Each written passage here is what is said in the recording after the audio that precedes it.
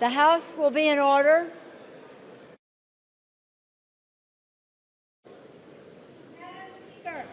The Vice President and the United States Senate.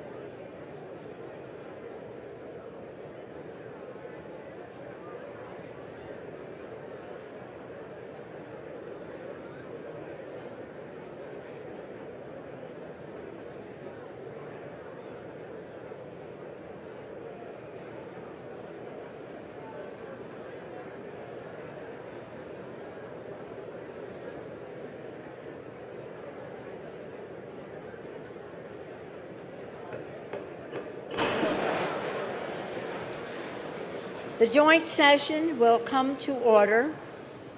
The chair appoints as members of the committee on the part of the House to escort the President of the United States into the chamber. The gentleman from Maryland, Mr. Hoyer. The gentleman from South Carolina, Mr. Clyburn. The gentleman from New Mexico, Mr. Lujan. The gentleman from New York, Mr. Jeffries. The gentlewoman from Massachusetts, Ms. Clark. The gentlewoman from Illinois, Mrs. Bustos. The gentlewoman from California, Ms. Chu. The gentlewoman from Kansas, Ms. Davids. The gentlewoman from New Mexico, Ms. Holland. The gentleman from California, Mr. McCarthy. The gentleman from Louisiana, Mr. Scalise. The gentlewoman from Wyoming, Ms. Cheney. The gentleman from Minnesota, Mr. Emmer. The gentleman from Alabama, Mr. Palmer. The gentleman from North Carolina, Mr. Walker. The gentleman from Missouri, Mr. Smith. The gentleman from Texas, Mr. Brady. The gentleman from Oklahoma, Mr. Cole. The President of the Senate, at the direction of that body, appoints the following senators as members of the committee on the part of the Senate to escort the President of the United States in the House chamber. The Senator from Kentucky, Mr. McConnell. The Senator from South Dakota, Mr. Thune. The Senator from Iowa, Mr. Grassley. The Senator from Wyoming, Mr. Barrasso. The Senator from Iowa, Ms. Ernst. The Senator from Missouri, Mr. Blunt. The Senator from Indiana, Mr. Young. The Senator from New York, Mr. Schumer. The Senator from Illinois, Mr. Durbin. The Senator from Wisconsin, Ms. Baldwin. The Senator from Maryland, Mr. Cardin. The Senator from New Hampshire, Mrs. Shaheen. And the Senator from Delaware, Mr. Coons. Thank you, Mr. Vice President. The members of the escort committees will exit the chamber through the Speaker's lobby doors.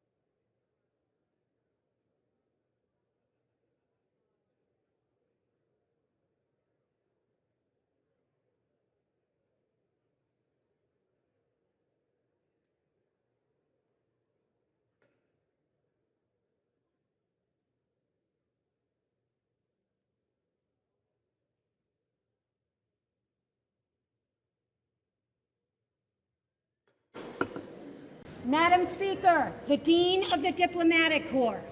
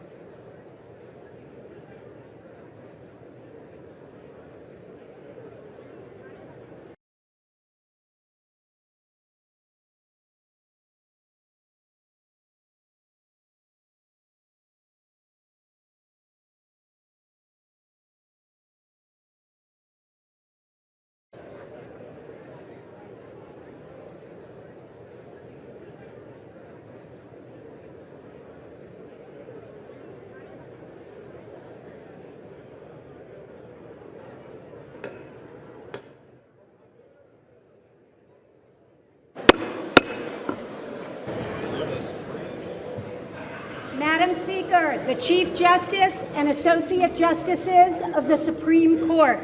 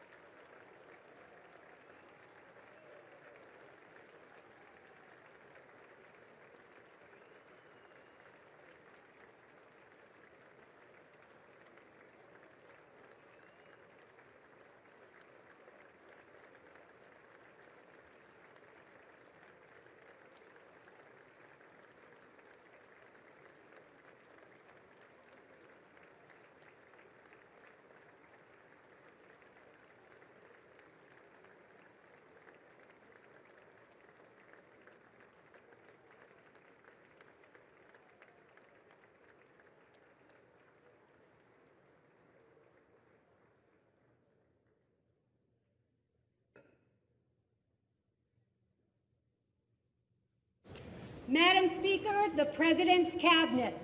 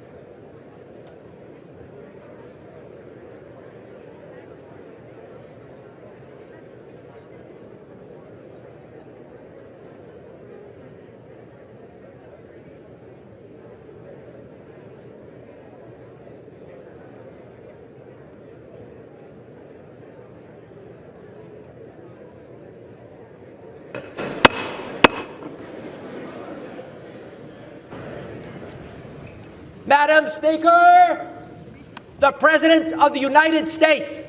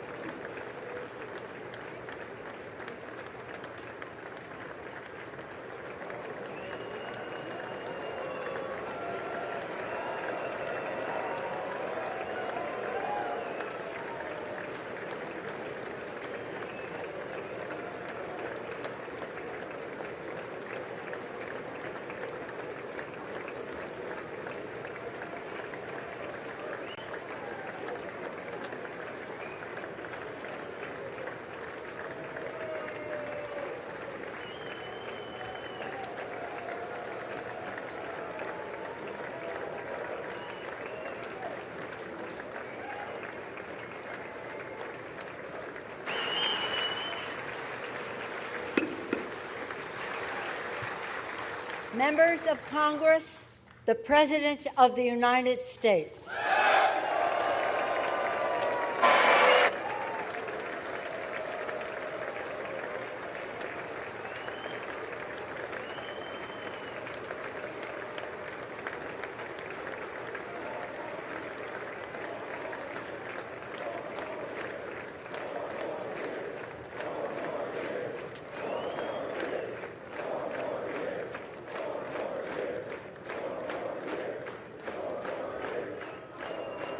Thank you very much. Thank you. Thank you very much. Madam Speaker, Mr. Vice President, members of Congress, the First Lady of the United States,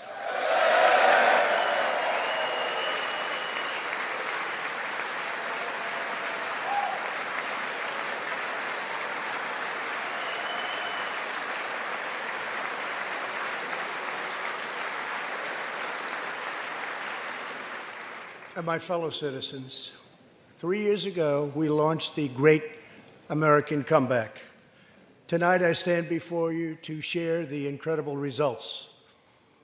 Jobs are booming, incomes are soaring, poverty is plummeting, crime is falling, confidence is surging, and our country is thriving and highly respected again.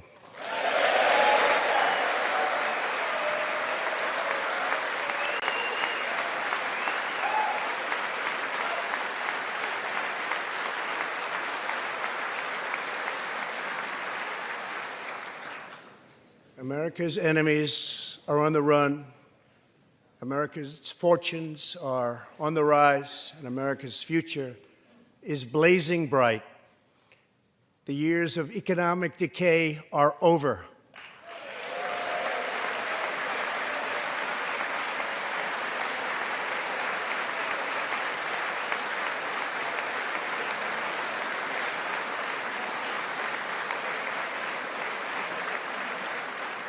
The days of our country being used, taken advantage of, and even scorned by other nations are long behind us. Gone too are the broken promises, jobless recoveries, tired platitudes, and constant excuses for the depletion of American wealth, power, and prestige. In just 3 short years, we have shattered the mentality of American decline, and we have rejected the downsizing of Americans' destiny. We have totally rejected the downsizing.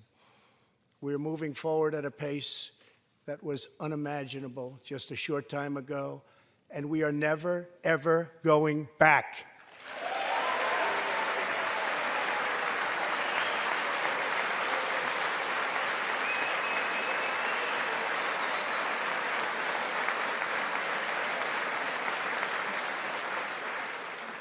I am thrilled to report to you tonight that our economy is the best it has ever been. Our military is completely rebuilt, with its power being unmatched anywhere in the world, and it's not even close. Our borders are secure. Our families are flourishing. Our values are renewed. Our pride is restored. And for all of these reasons, I say to the people of our great country, and to the members of Congress, the state of our union is stronger than ever before.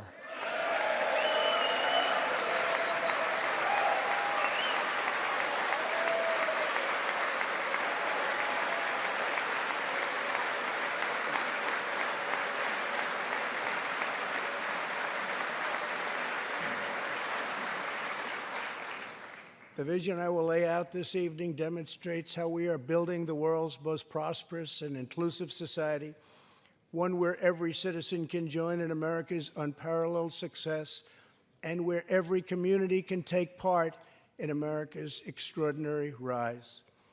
From the instant I took office, I moved rapidly to revive the U.S. economy, slashing a record number of job-killing regulations, enacting historic and record-setting tax cuts, and fighting for fair and reciprocal trade agreements.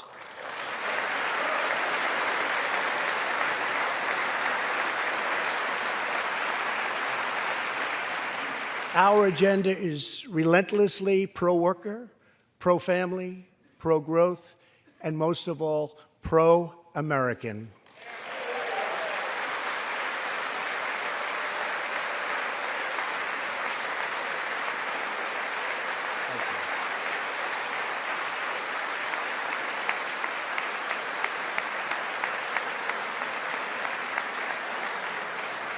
Thank you. We are advancing with unbridled optimism and lifting our citizens of every race, color, religion, and creed very, very high. Since my election, we have created 7 million new jobs, 5 million more than government experts projected during the previous administration.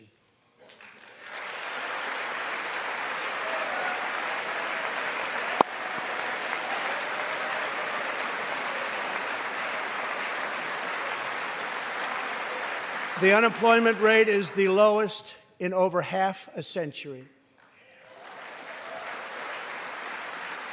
And very incredibly, the average unemployment rate under my administration is lower than any administration in the history of our country.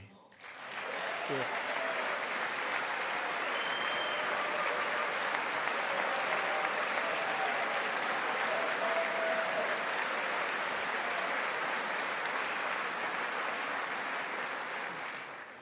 If we hadn't reversed the failed economic policies of the previous administration, the world would not now be witnessing this great economic success.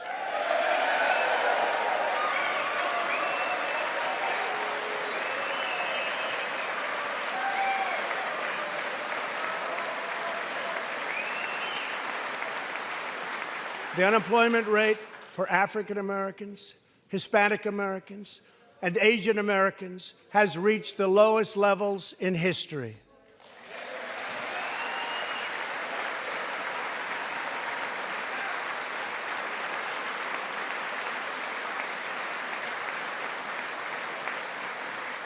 African American youth unemployment has reached an all-time low. African American poverty has declined to the lowest rate ever recorded. The unemployment rate for women reached the lowest level in almost 70 years, and last year women filled 72% of all new jobs added.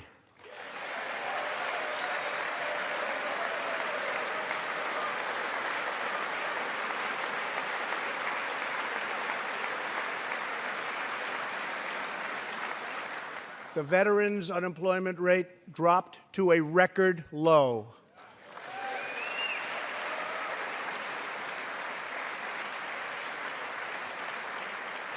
The unemployment rate for disabled Americans has reached an all-time low.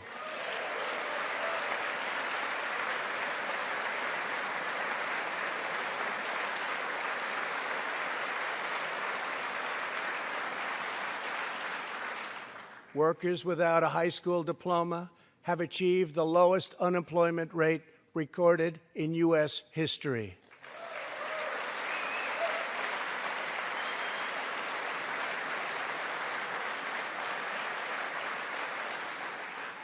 A record number of young Americans are now employed. Under the last administration, more than 10 million people were added to the food stamp rolls. Under my administration, 7 million Americans have come off food stamps, and 10 million people have been lifted off of welfare.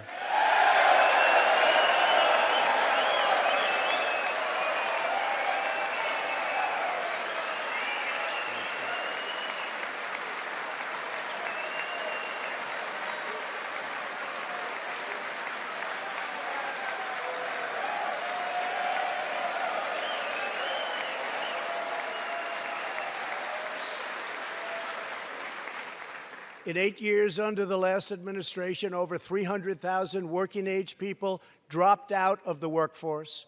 In just 3 years of my administration, 3.5 million people, working-age people, have joined the workforce.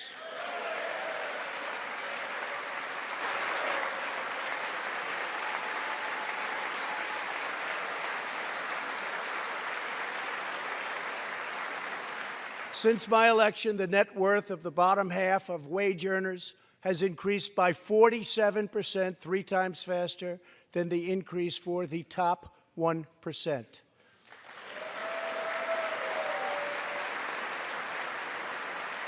After decades of flat and falling incomes, wages are rising fast, and wonderfully, they are rising fastest for low-income workers who have seen a 16% pay increase since my election.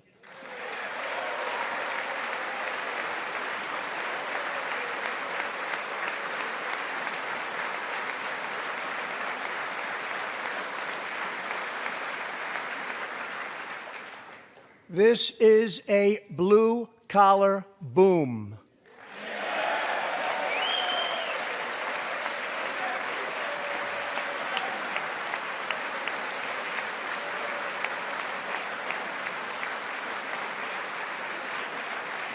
Real median household income is now at the highest level ever recorded. Since my election, U.S. stock markets have soared 70%, adding more than $12 trillion to our nation's wealth, transcending anything anyone believed was possible. This is a record. It is something that every country in the world is looking up to. They admire.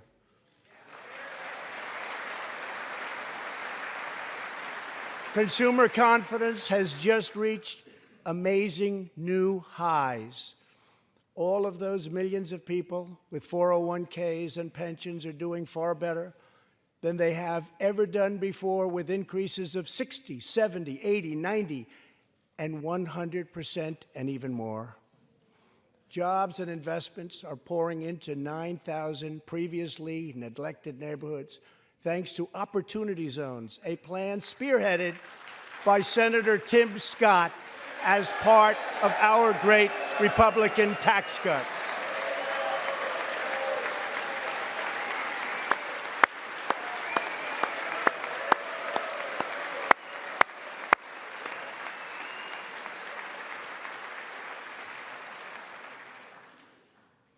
In other words, wealthy people and companies are pouring money into poor neighborhoods or areas that haven't seen investment in many decades, creating jobs, energy, and excitement.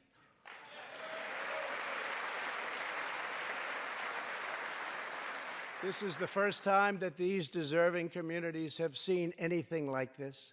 It's all working. Opportunity Zones are helping Americans like Army veteran Tony Rankins from Cincinnati, Ohio. After struggling with drug addiction, Tony lost his job, his house, and his family. He was homeless. But then Tony found a construction company that invests in Opportunity Zones. He is now a top tradesman, drug-free, reunited with his family, and he is here tonight. Tony, keep up the great work, Tony.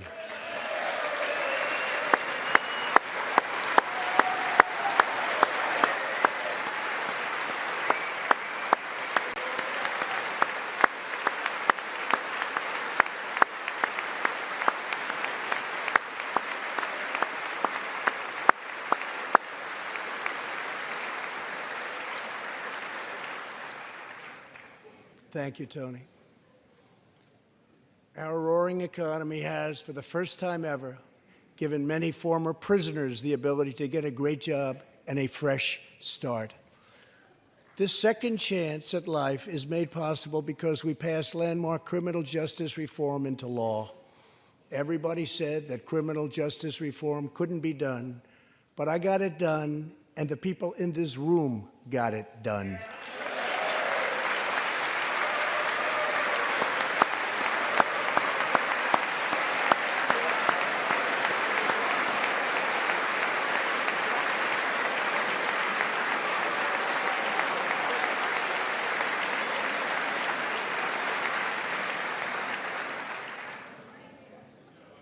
Thanks to our bold regulatory reduction campaign, the United States has become the #1 producer of oil and natural gas anywhere in the world, by far.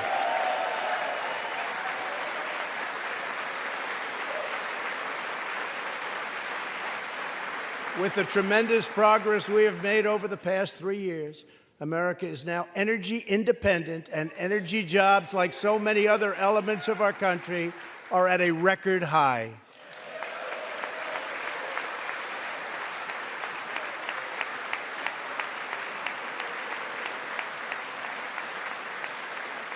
We are doing numbers that no one would have thought possible just 3 years ago. Likewise, we are restoring our nation's manufacturing might, even though predictions were, as you all know, that this could never, ever be done. After losing 60,000 factories under the previous 2 administrations, America has now gained 12,000 new factories under my administration, with thousands upon thousands of plants and factories being planned or being built.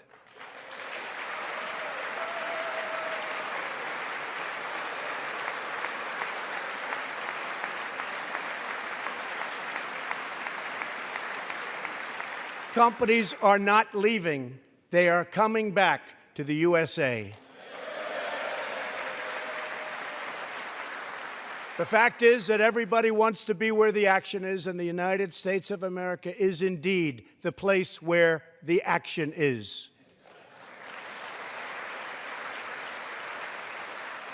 One of the biggest promises I made to the American people was to replace the disastrous Nafta trade deal.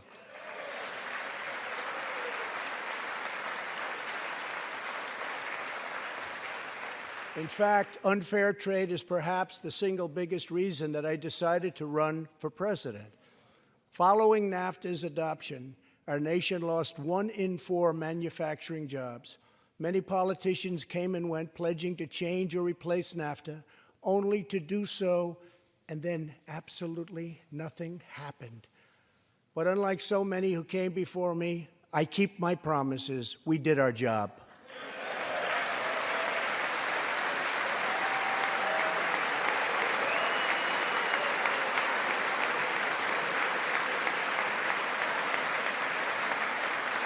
Six days ago, I replaced NAFTA and signed the brand new U.S.-Mexico-Canada agreement into law.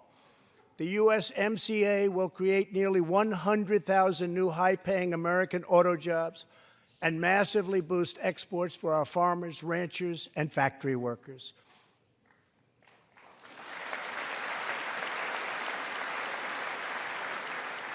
It will also bring trade with Mexico and Canada to a much higher level, but also to be a much greater degree of fairness and reciprocity. We will have that fairness and reciprocity, and I say that finally because it's been many, many years that we were treated fairly on trade. This is the first major trade deal in many years to earn the strong backing of America's labor unions. I also promised our citizens that I would impose tariffs to confront China's massive theft of America's jobs. Our strategy has worked.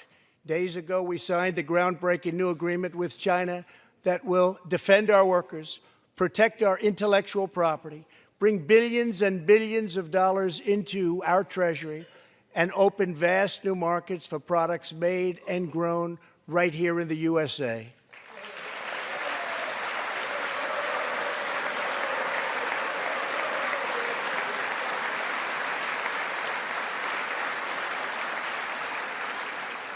For decades, China has taken advantage of the United States. Now we have changed that. But at the same time, we have perhaps the best relationship we've ever had with China, including with President Xi. They respect what we've done because, quite frankly, they could never really believe that they were able to get away with what they were doing year after year, decade after decade, without someone in our country stepping up and saying, "That's enough."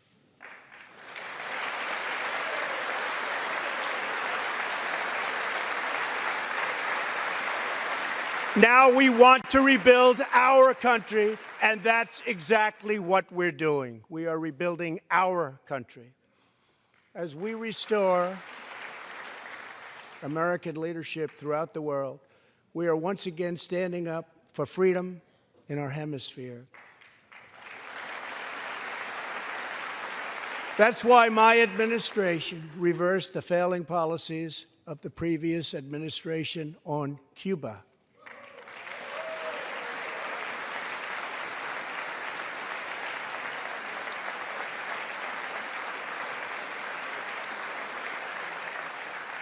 We are supporting the hopes of Cubans, Nicaraguans, and Venezuelans to restore democracy. The United States is leading a 59-nation diplomatic coalition against the socialist dictator of Venezuela, Nicolas Maduro.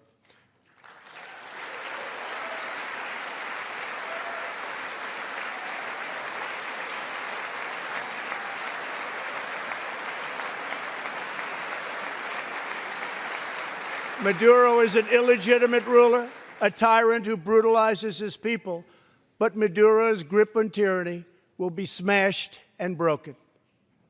Here this evening is a very brave man who carries with him the hopes, dreams, and aspirations of all Venezuelans. Joining us in the gallery is the true and legitimate president of Venezuela, Juan Guaido. Mr. President, please take this message back to your homeland.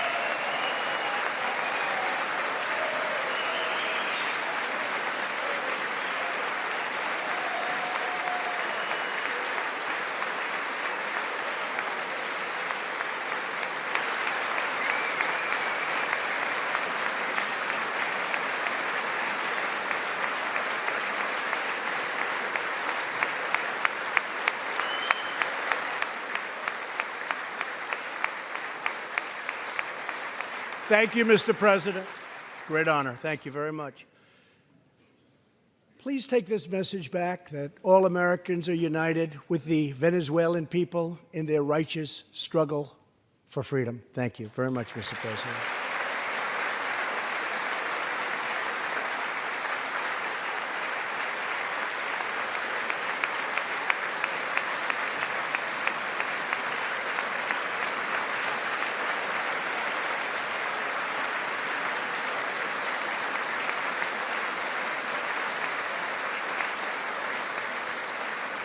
Thank you very much.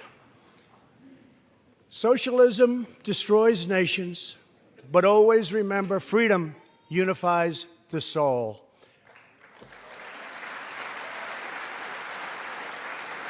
To safeguard American liberty, we have invested a record-breaking $2.2 trillion in the United States military.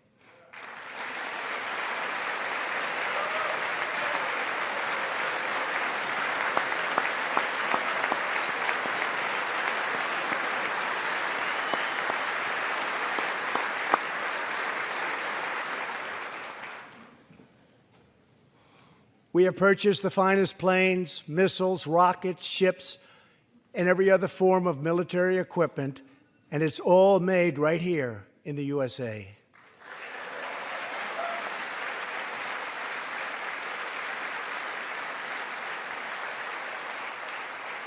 We are also getting our allies, finally, to help pay their fair share.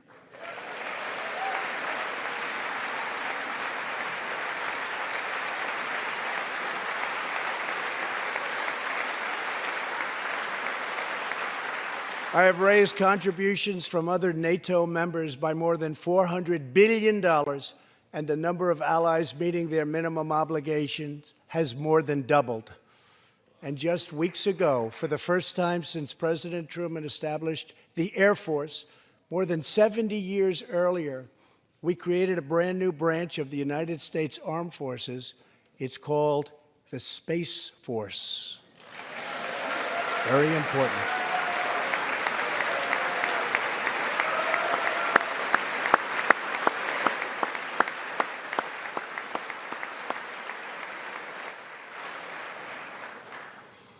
In the gallery tonight, we have a young gentleman and what he wants so badly, 13 years old, Ian Lawnfay.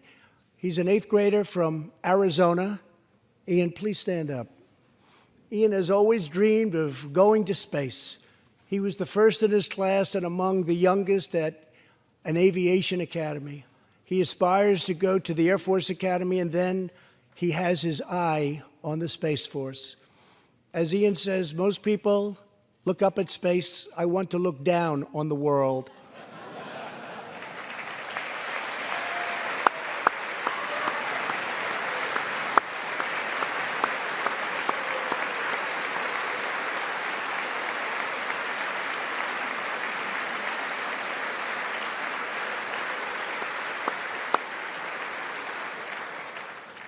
But sitting behind Ian tonight is his greatest hero of them all.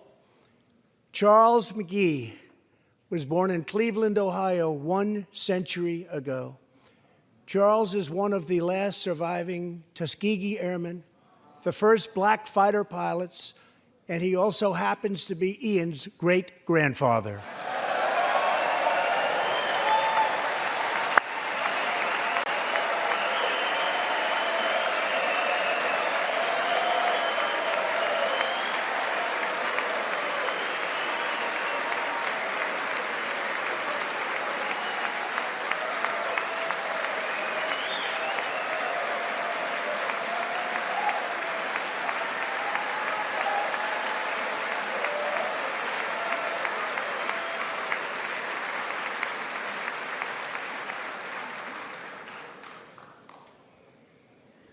Incredible story.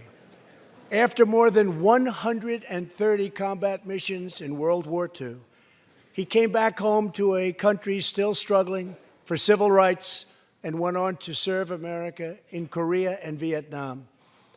On December 7th, Charles celebrated his 100th birthday.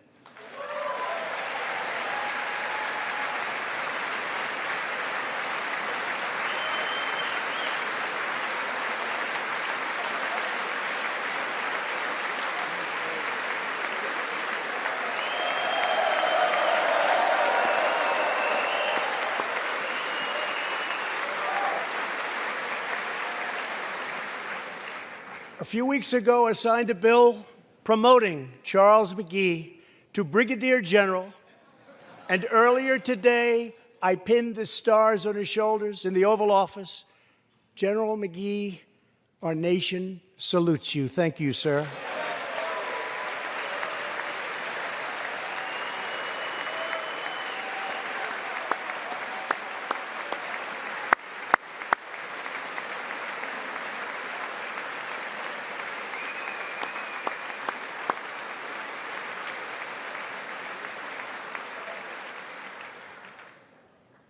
From the Pilgrims to the founders, from the soldiers at Valley Forge to the marchers at Selma, and from President Lincoln to the Reverend Martin Luther King, Americans have always rejected limits on our children's future. Members of Congress, we must never forget that the only victories that matter in Washington are victories that deliver for the American people.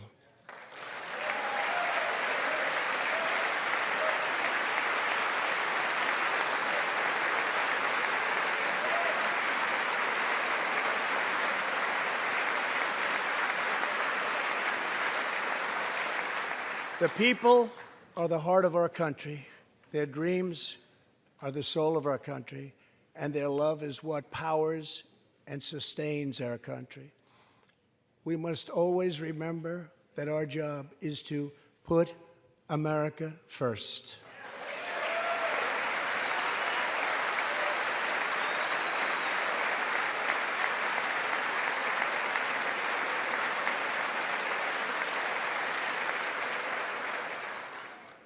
The next step forward in building an inclusive society is making sure that every young American gets a great education and the opportunity to achieve the American dream.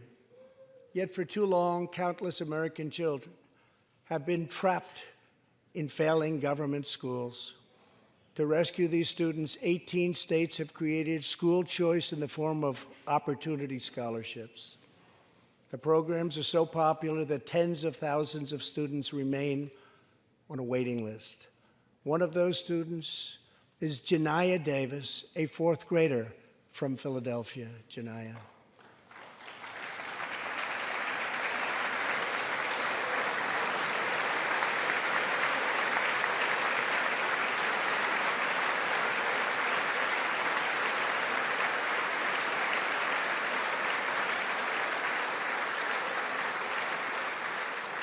Janiyah's mom, Stephanie, is a single parent. She would do anything to give her daughter a better future. But last year, that future was put further out of reach when Pennsylvania's governor vetoed legislation to expand school choice to 50,000 children. Janiyah and Stephanie are in the gallery. Stephanie, thank you so much for being here with your beautiful daughter. Thank you very much.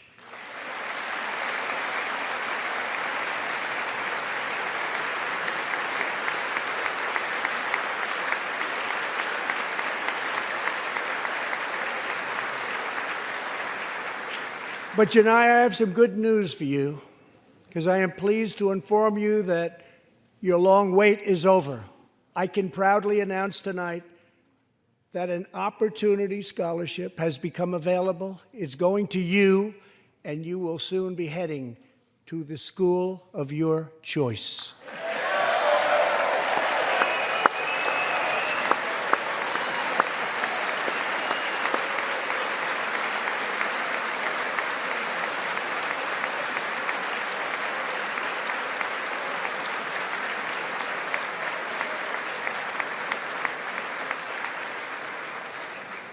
Now I call on Congress to give 1 million American children the same opportunity Janiyah has just received.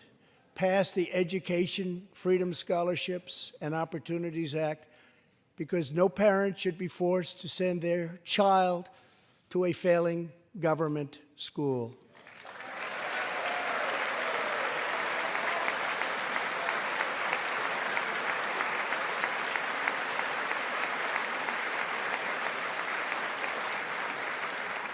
Every young person should have a safe and secure environment in which to learn and to grow. For this reason, our magnificent First Lady has launched the Be Best initiative to advance a safe, healthy, supportive, and drug-free life for the next generation, online, in school, and in our communities. Thank you, Melania, for your extraordinary love and profound care for America's children. Thank you very much.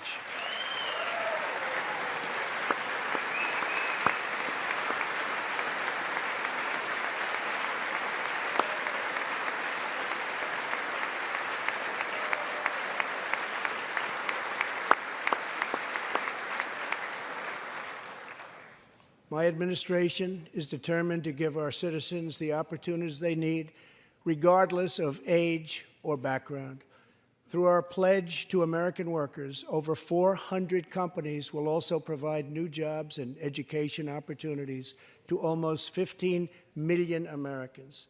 My budget also contains an exciting vision for our nation's high schools. Tonight, I ask Congress to support our students and back my plan to offer vocational and technical education in every single high school in America.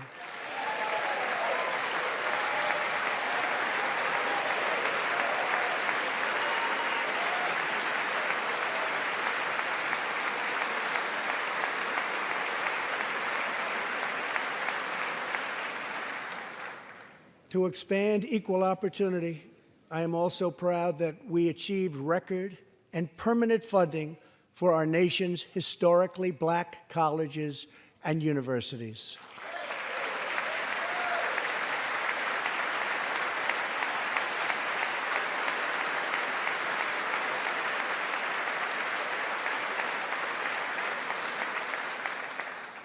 A good life for American families also requires the most affordable, innovative, and high-quality health care system on earth. Before I took office, health insurance premiums had more than doubled in just 5 years. I moved quickly to provide affordable alternatives. Our new plans are up to 60% less expensive and better.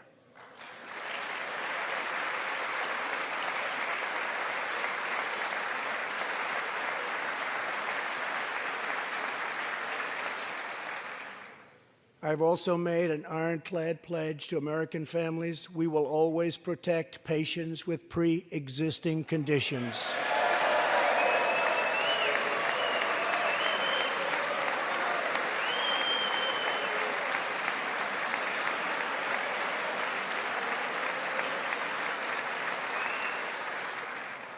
And we will always protect your Medicare, and we will always protect your Social Security, always.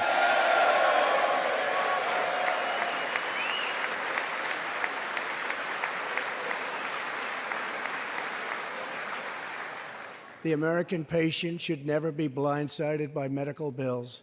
That is why I signed an executive order requiring price transparency.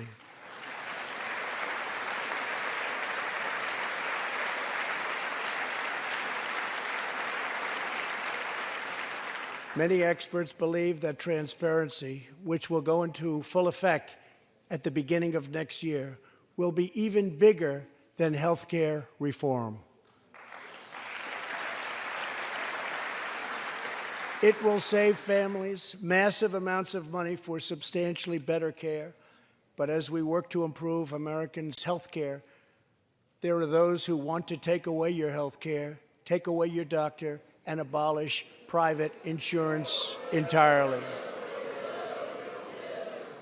132 lawmakers in this room have endorsed legislation to impose a socialist takeover of our health care system, wiping out the private health insurance plans of 180 million very happy Americans. To those watching at home tonight, I want you to know we will never let socialism destroy American health care.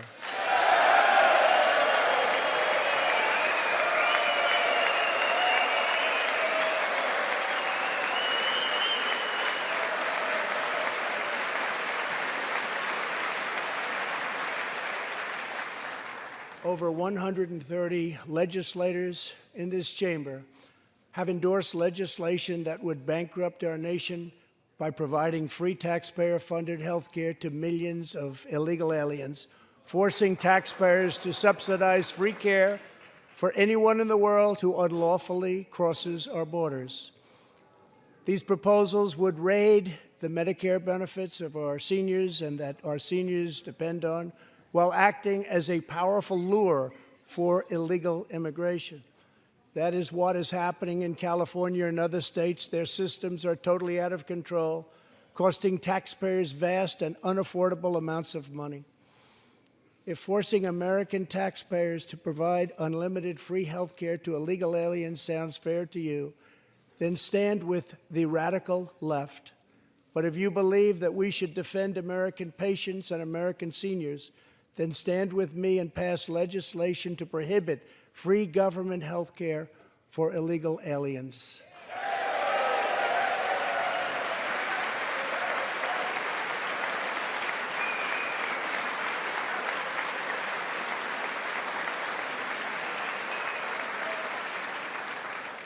This will be a tremendous boon to our already very strongly guarded southern border, where, as we speak, a long, tall, and very powerful wall is being built.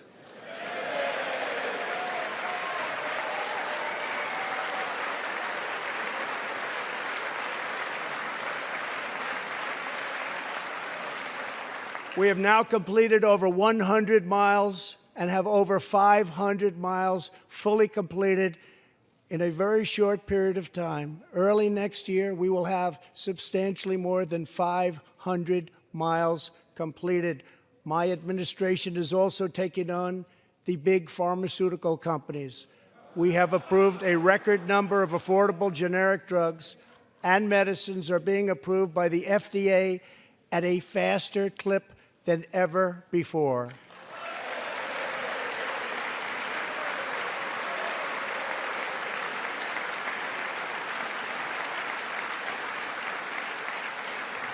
And I was pleased to announce last year that for the first time in 51 years, the cost of prescription drugs actually went down.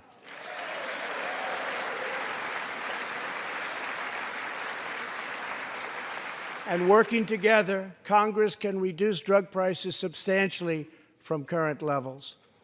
I've been speaking to Senator Chuck Grassley of Iowa and others in Congress in order to get something on drug pricing done, and done quickly and properly. I'm calling for bipartisan legislation that achieves the goal of dramatically lowering prescription drug prices. Get a bill on my desk and I will sign it into law immediately.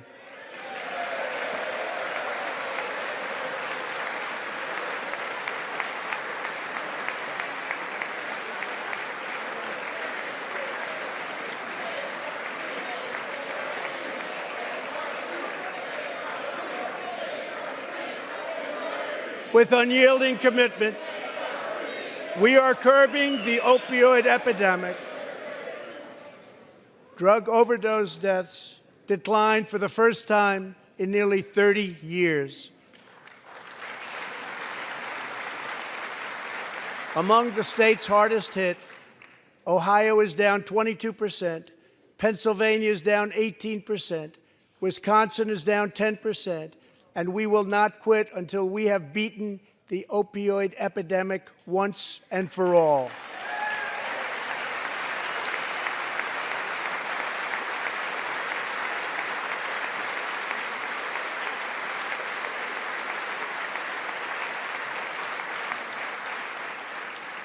Protecting Americans' health also means fighting infectious diseases. We are coordinating with the Chinese government and working closely together on the coronavirus outbreak in China. My administration will take all necessary steps to safeguard our citizens from this threat. We have launched ambitious new initiatives to substantially improve care for Americans with kidney disease, Alzheimer's, and those struggling with mental health. And because Congress was so good as to fund my request, new cures for childhood cancer, and we will eradicate the AIDS epidemic in America by the end of this decade.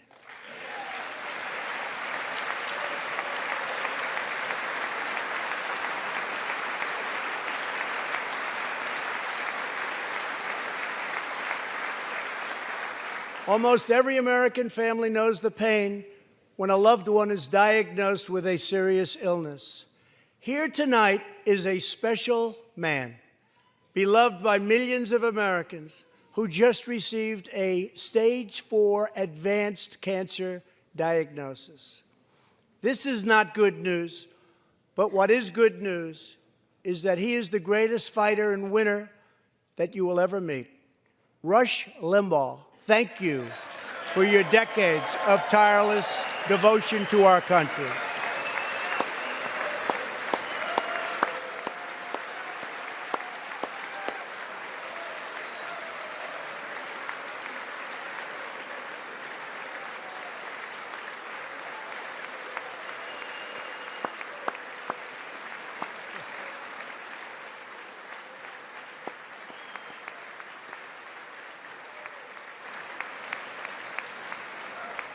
And Rush, in recognition of all that you have done for our nation, the millions of people a day that you speak to and that you inspire, and all of the incredible work that you have done for charity, I am proud to announce tonight that you will be receiving our country's highest civilian honor, the Presidential Medal of Freedom.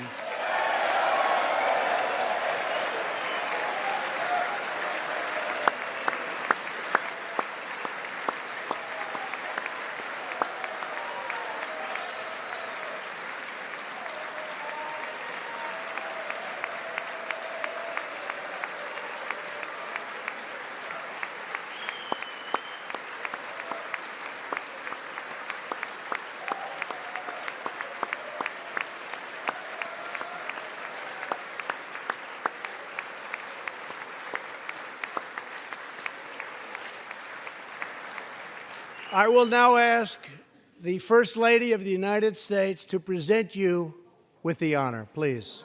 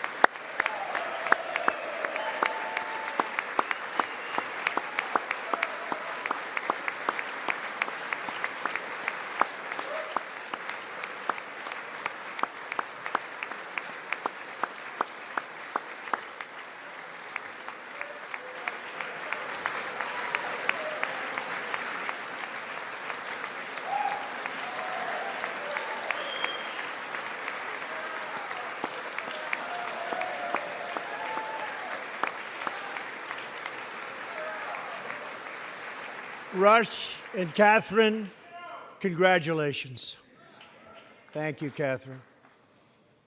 As we pray for all who are sick, we know that America is constantly achieving new medical breakthroughs. In 2017, doctors at St. Luke's Hospital in Kansas City delivered one of the earliest premature babies ever to survive. Born at just 21 weeks and 6 days and weighing less than a pound, Ellie Schneider was a born fighter. Through the skill of her doctors and the prayers of her parents, little Ellie kept on winning the battle of life. Today, Ellie is a strong, healthy 2-year-old girl sitting with her amazing mother, Robin. In the gallery, Ellie and Robin, we are glad to have you with us tonight.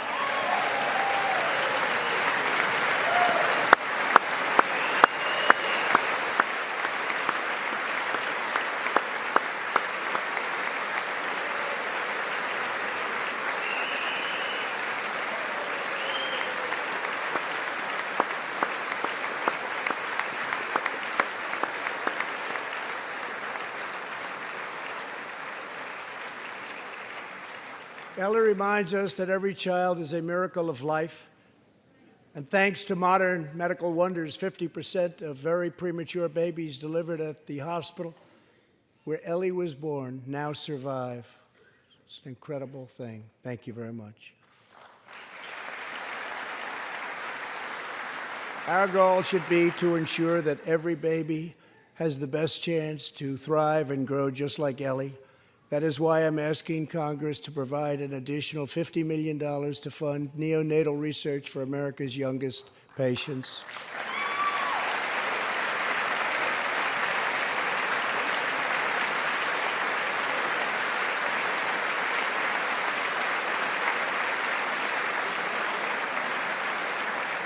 That is why I'm also calling upon members of Congress here tonight to pass legislation finally banning the late-term abortion of babies.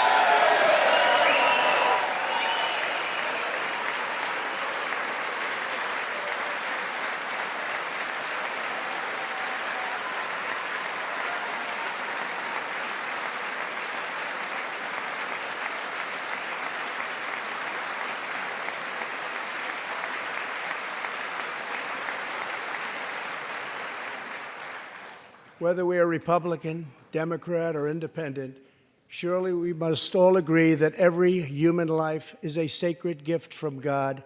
As we support America's moms and dads, I was recently proud to sign the law providing new parents in the federal workforce paid family leave, serving as a model for the rest of the country.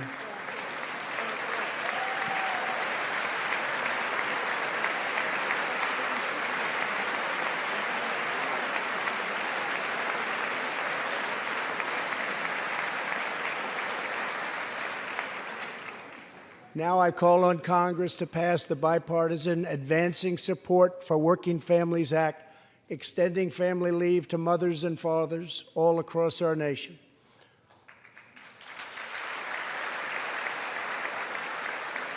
$40 million American families have an average $2,200 extra thanks to our child tax credit.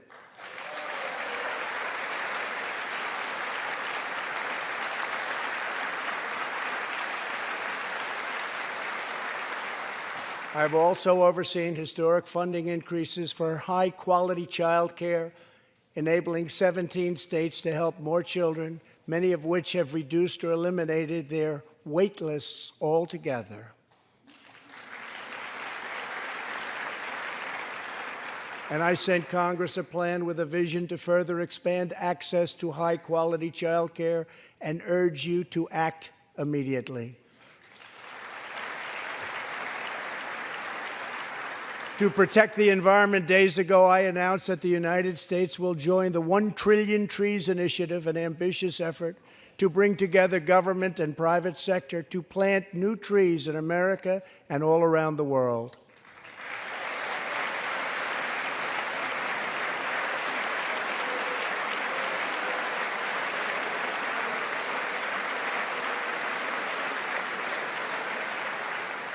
We must also rebuild America's infrastructure.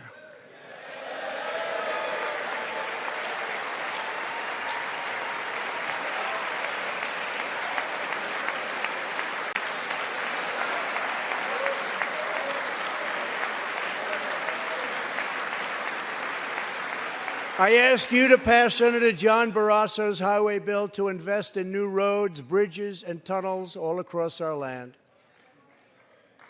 I'm also committed to ensuring that every citizen can have access to high-speed internet, including and especially in rural America.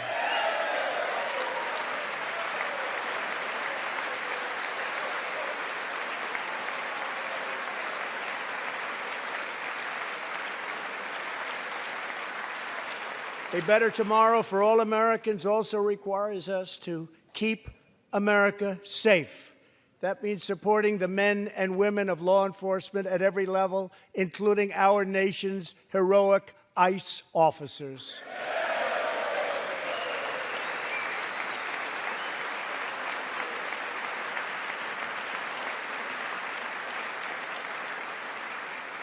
Last year, our brave ICE officers arrested more than 120,000 criminal aliens charged with nearly 10,000 burglaries, 5,000 sexual assaults, 45,000 violent assaults, and 2,000 murders. Tragically, there are many cities in America where radical politicians have chosen to provide sanctuary for these criminal illegal aliens. In sanctuary cities, local officials order police to release dangerous criminal aliens to prey upon the public instead of handing them over to ICE to be safely removed. Just 29 days ago, a criminal alien freed by the sanctuary city of New York was charged with the brutal rape and murder of a 92-year-old woman. The killer had been previously arrested for assault, but under New York's sanctuary policies, he was set free. If the city had honored ICE's detainer request, his victim would still be alive today. The state of California passed an outrageous law declaring their whole state to be a sanctuary for criminal illegal immigrants, a very terrible sanctuary with catastrophic results. Here is just one tragic example. In December 2018, California police detained an illegal alien with 5 prior arrests, including convictions for robbery and assault. But as required by California's sanctuary law, local authorities released him. Days later, the criminal alien went on a gruesome spree of deadly violence. He viciously shot one man going about his daily work. He approached a woman sitting in her car and shot her in the arm and in the chest. He walked into a convenience store and wildly fired his weapon.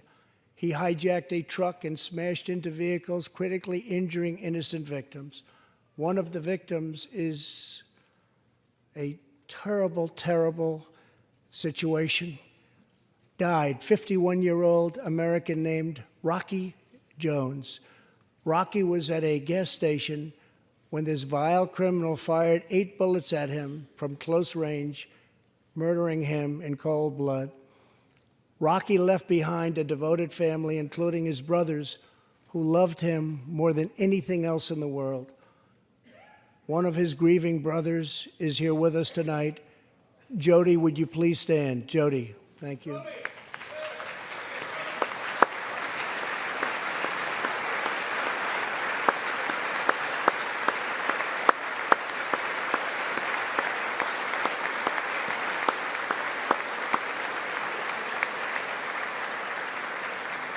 Jody, our hearts weep for your loss, and we will not rest until you have justice.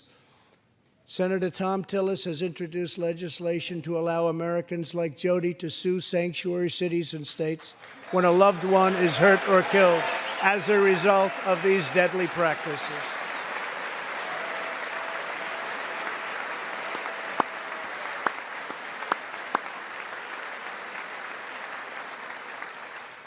I ask Congress to pass the Justice for Victims of Sanctuary Cities Act immediately. The United States of America should be a sanctuary for law-abiding Americans, not criminal aliens.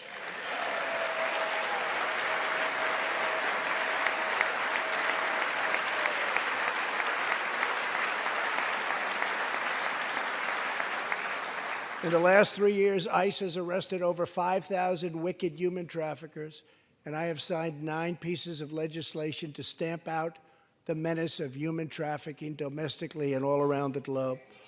My administration has undertaken an unprecedented effort to secure the southern border of the United States.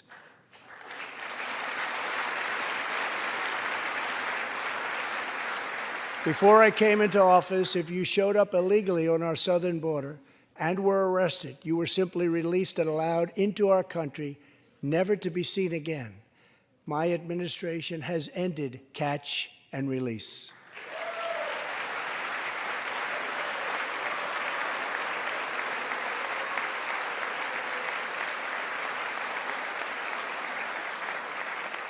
If you come illegally, you will now be promptly removed from our country.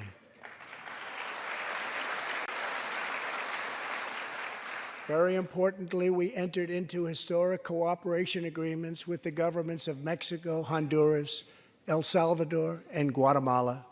As a result of our unprecedented efforts, illegal crossings are down 75% since May, dropping 8 straight months in a row.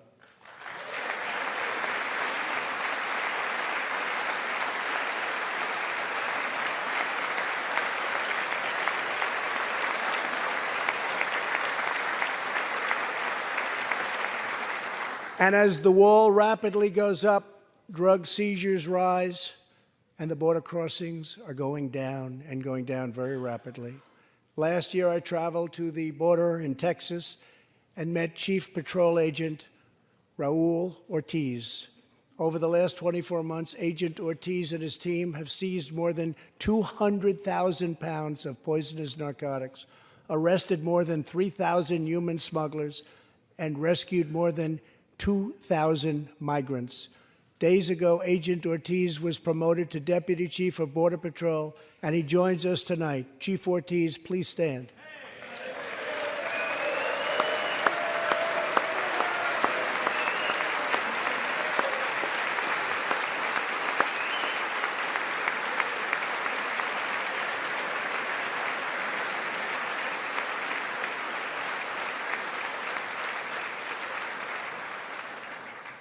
A grateful nation thanks you and all of the heroes of Border Patrol and ICE. Thank you very much. Thank you. To build on these historic gains, we are working on legislation to replace our outdated and randomized immigration system with one based on merit, welcoming those who follow the rules, contribute to our economy, support themselves financially, and uphold our values.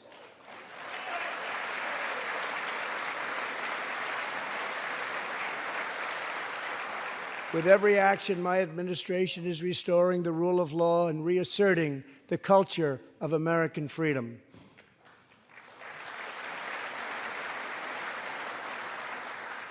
Working with Senate Majority Leader Mitch McConnell, thank you, Mitch, and his colleagues in the Senate, we have confirmed a record number of 187 new federal judges to uphold our Constitution as written. This includes 2 brilliant new Supreme Court justices, Neil Gorsuch and Brett Kavanaugh. Thank you.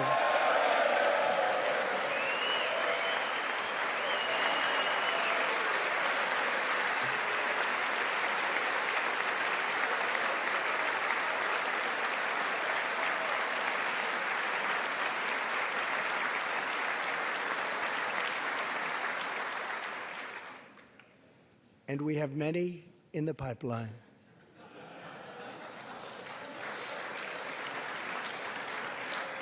My administration is also defending religious liberty, and that includes the constitutional right to pray in public schools.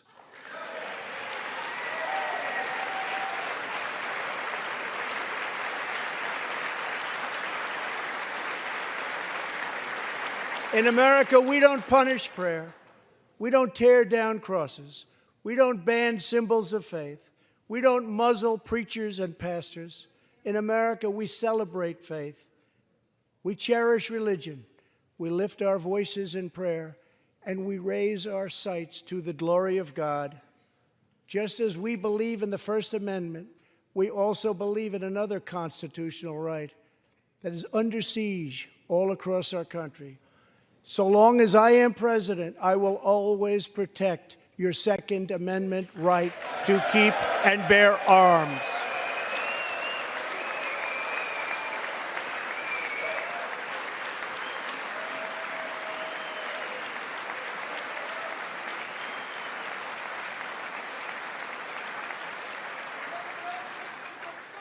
In reaffirming our heritage as a free nation, we must remember that America has always been a frontier nation. Now we must embrace the next frontier, America's manifest destiny in the stars. I am asking Congress to fully fund the Artemis program to ensure that the next man and the first woman on the moon will be American astronauts, using this as a launching pad to ensure that America is the first nation to plant its flag on Mars.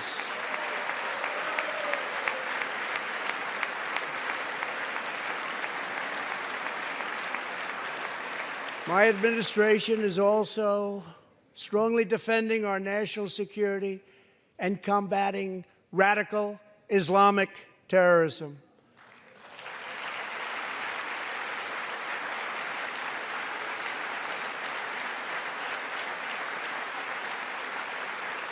Last week, I announced a groundbreaking plan for peace between Israel and the Palestinians. Recognizing that all past attempts have failed, we must be determined and creative in order to stabilize the region and give millions of young people the chance to realize a better future. 3 years ago, the barbarians of ISIS held over 20,000 square miles of territory in Iraq and Syria. Today, the ISIS territorial caliphate has been 100% destroyed, and the founder and leader of ISIS, the bloodthirsty killer known as al-Baghdadi, is dead.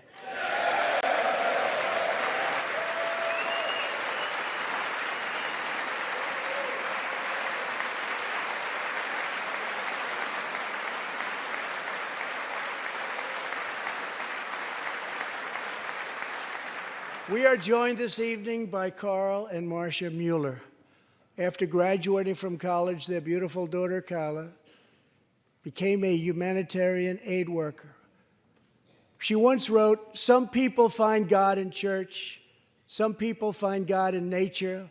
Some people find God in love. I find God in suffering. I've known for some time what my life's work is, using my hands as tools to relieve suffering."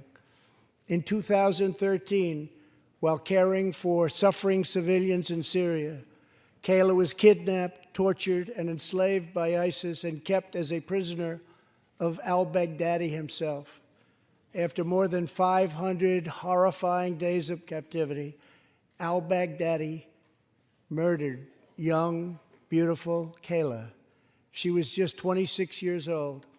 On the night that U.S. Special Forces operations ended al-Baghdadi's miserable life, the chairman of the Joint Chiefs of Staff, General Mark Milley, received a call in the Situation Room.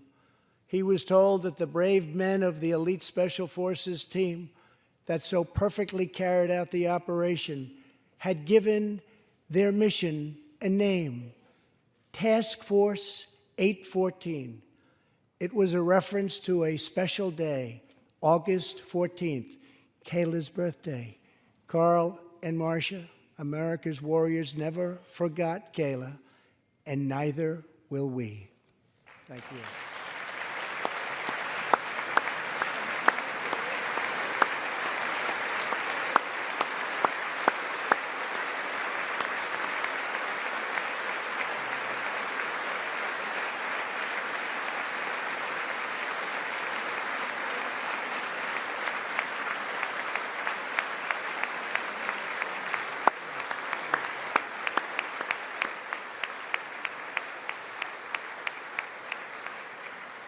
Every day, America's men and women in uniform demonstrate the infinite depth of love that dwells in the human heart.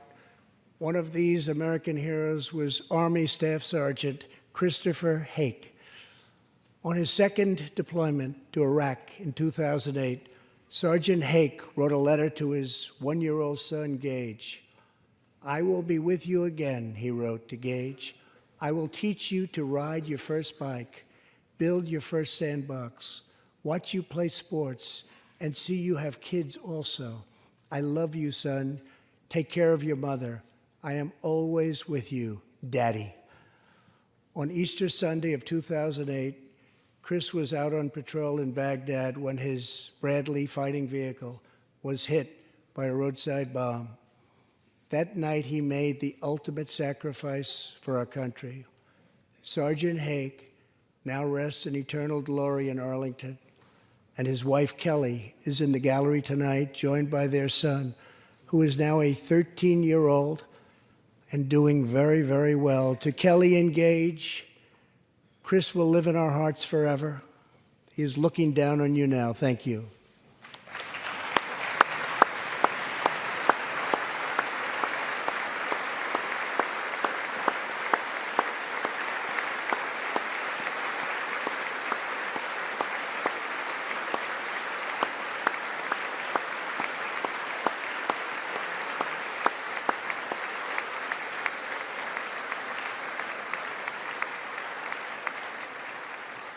Thank you very much. Thank you both very much.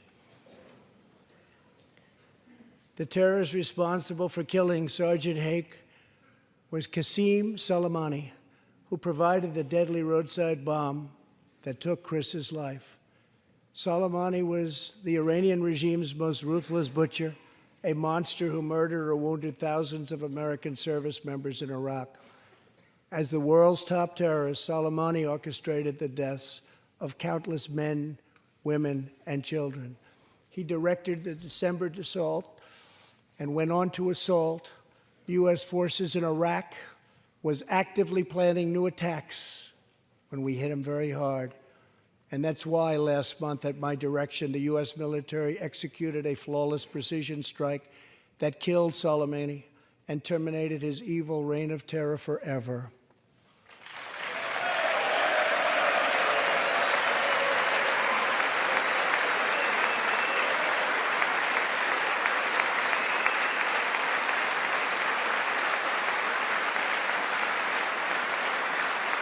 Our message to the terrorists is clear. You will never escape American justice. If you attack our citizens, you forfeit your life.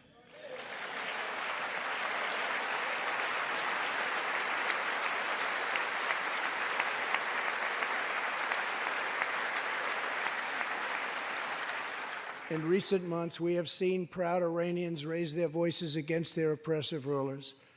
The Iranian regime must abandon its pursuit of nuclear weapons, stop spreading terror, death, and destruction, and start working for the good of its own people.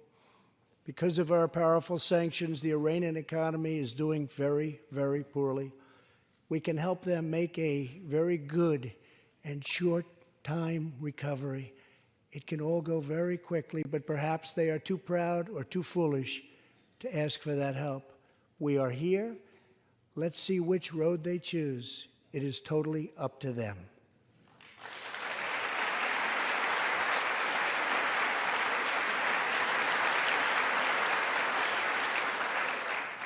As we defend American lives, we are working to end America's wars in the Middle East. In Afghanistan, the determination and valor of our warfighters has allowed us to make tremendous progress, and peace talks are now underway. I am not looking to kill hundreds of thousands of people in Afghanistan, many of them totally innocent. It is also not our function to serve other nations as law enforcement agencies. These are warfighters that we have, the best in the world, and they either want to fight to win or not fight at all. We are working to finally end America's longest war and bring our troops back home.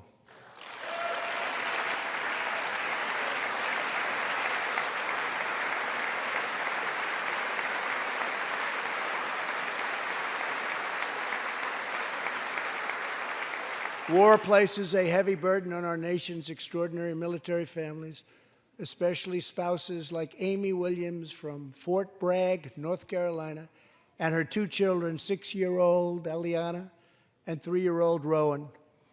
Amy works full-time and volunteers countless hours helping other military families. For the past 7 months, she has done it all while her husband, Sergeant First Class Townsend Williams, is in Afghanistan on his 4th deployment in the Middle East. Amy's kids haven't seen their father's face in many months. Amy, your family's sacrifice makes it possible for all of our families to live in safety and in peace, and we want to thank you. Thank you, Amy.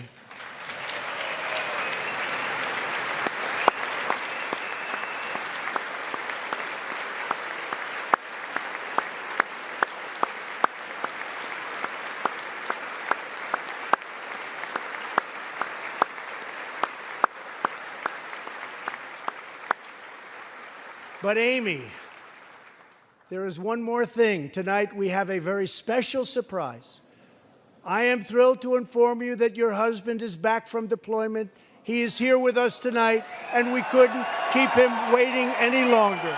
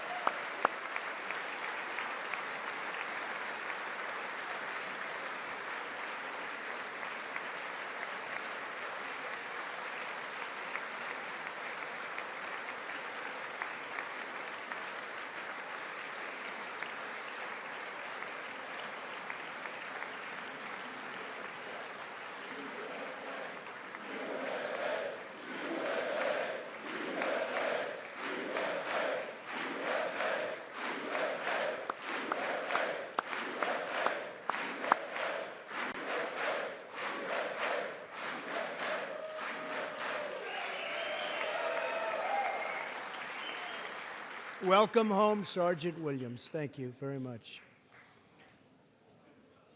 As the world bears witness tonight, America is a land of heroes. This is a place where greatness is born, where destinies are forged, and where legends come to life. This is the home of Thomas Edison and Teddy Roosevelt, of many great generals, including Washington, Pershing, Patton, and MacArthur.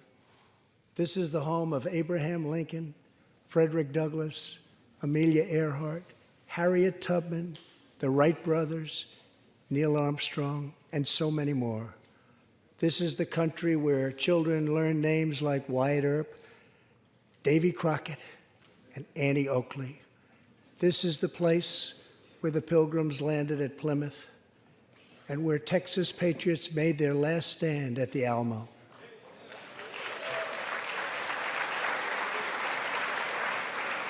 The beautiful, beautiful Alamo. The American nation was carved out of the vast frontier by the toughest, strongest, fiercest, and most determined men and women ever to walk on the face of the earth. Our ancestors braved the unknown, tamed the wilderness, settled the Wild West, lifted millions from poverty, disease, and hunger, vanquished tyranny and fascism, ushered the world to new heights of science and medicine, laid down the railroads, dug out the canals, raised up the skyscrapers, and ladies and gentlemen, our ancestors built the most exceptional republic ever to exist in all of human history, and we are making it greater than ever before.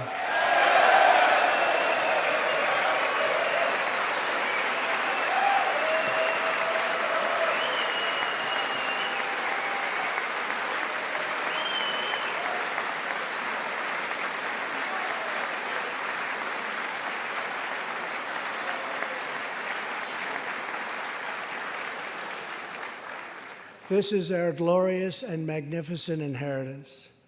We are Americans. We are pioneers. We are the pathfinders. We settled the new world. We built the modern world. And we change history forever by embracing the eternal truth that everyone is made equal by the hand of Almighty God.